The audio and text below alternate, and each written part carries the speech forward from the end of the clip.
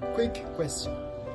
Why do many believers think the time when Jesus gave Apostle John the revelation, he also saw the realities? Actually, it is not true. At the time when God and Jesus give the prophecies to a disciple or to a prophet, it is always in a vision. But at the time of fulfillment, that's when God begins fulfilling their actual reality.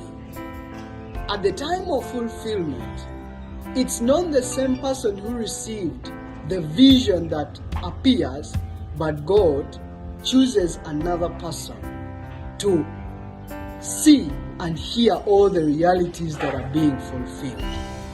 When you see in Deuteronomy chapter 18 verse 18, God says, I will raise up for them another prophet like you.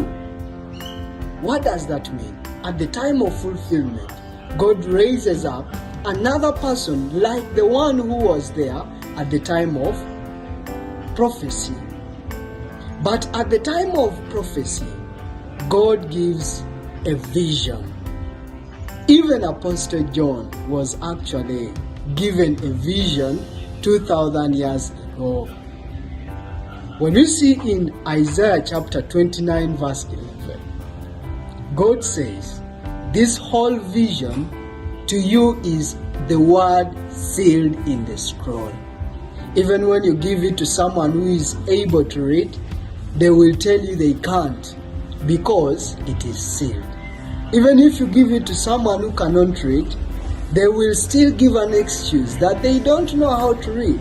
Why? Vision is always sealed in parables.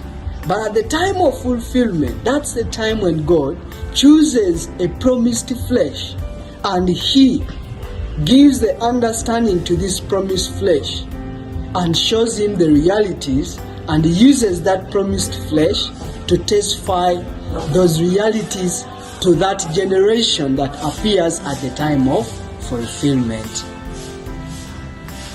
At the time of prophecy, even the apostles, the disciples, the prophets, they don't understand what they are recording. When you see in Daniel chapter 12 verse 8 to 10, even Daniel is saying, I did not understand. I recorded, but I did not understand. Even Apostle Paul, he says, he prophesies in parts and he knows in parts. But at the time of perfection, that's when everything is known plainly. Jesus says He has been speaking figuratively 2,000 years ago. But a time is coming when He will no longer use that language. That is John chapter 16 verse 25. So that's why today also, at the time of revelation fulfillment, we see in Revelation chapter 22 verse 8, there is that one person who is like Apostle John, who appeared 2,000 years ago, who now says, I, John, I have seen and heard all these things. In Revelation chapter 22 verse 16, Jesus says He's sending this messenger to the churches. Have you found that promised flesh that has been promised through the scriptures to explain to you the realities of the fulfillment of God's prophecies?